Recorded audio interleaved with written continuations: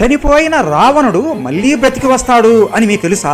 రాముడు రావణుడి మీద బాణం వదలడంతో రావణుడు అక్కడికక్కడికే కుప్పకూలిపోయి చనిపోతాడు. ఎంత రాక్షసుడు అయినా కూడా ఆయన భూమి మీద ఉన్న వారి అందరికన్నా గొప్ప బ్రాహ్మణుడు అని రాముడు విభీషణుడిని పిలిచి, మీ అన్నకు గొప్పగా ఘనంగా మర్యాదగా అంతిమ సంస్కారములు నిర్వహించు అని చెబుతాడు. అయితే అప్పటికే లంకలో ఎంతో మంది చనిపోయి ఉంటారు. వారి కుటుంబం బాధలు అన్నీ వింటూ వాళ్ళని చూస్తూ సింహాసనాన్ని అధిష్ఠించే తొందరపాటులో విభీషణుడు రావణుడి శరీరాన్ని యుద్ధ భూమిలోనే పట్టించుకోకుండా వదిలేస్తాడు. రావణుడి ఆత్మ మిత్రుడు నాగరాజు. ఈ నాగరాజు ఆ యుద్ధ భూమికి వచ్చి అక్కడ ఏకాకిగా పడి ఉన్న తన మిత్రుడిని చూసి ఎంతో బాధపడిపోతాడు. మాట ఇస్తున్నా మిత్రమా, నిన్ను నేను ఎప్పటికైనా బ్రతికిస్తాను అని అతని శవాన్ని తనతో పాటు పాతాళ లోకానికి తీసుకుని వెళ్తాడు. మొత్తం పాతాళ లోకంలో ఉన్న వైద్యులు అందరూ ఎన్నో ఔషధాలు ఇచ్చి ప్రయత్నించినా ప్రయోజనం అస్సలు ఉండదు. రాముడు వేసిన బాణం వలన ఎన్ని ఔషధాలు ఇచ్చినా కూడా, ఆఖరికి అమృతం ఇచ్చినా కూడా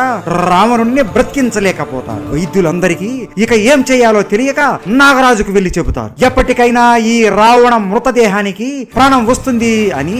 ఆ మృతదేహం చెడిపోకుండా రావణుడి శరీరాన్ని వివిధ రసాయనాలను ఉపయోగించి శ్రీలంకలోని దట్టమైన అడవిలో ఒక రహస్యమైన చోటు రావణుడి మృతదేహాన్ని దాచేస్తాడు. అయితే అంతకంటే ఆశ్చర్యపోయే విషయం ఏంటంటే, అంతర్జాతీయ రామాయణ పరిశోధన కేంద్రం వాళ్ళు శ్రీలంకలో రగ్లా అనే దట్టమైన అరణ్యంలో ఒక గుహలో ఒక మమ్మీ శవం కనుగొన్నారు. దాన్ని ఎంత ప్రయత్నిస్తున్నా కూడా తెరవలేకపోతున్నారు.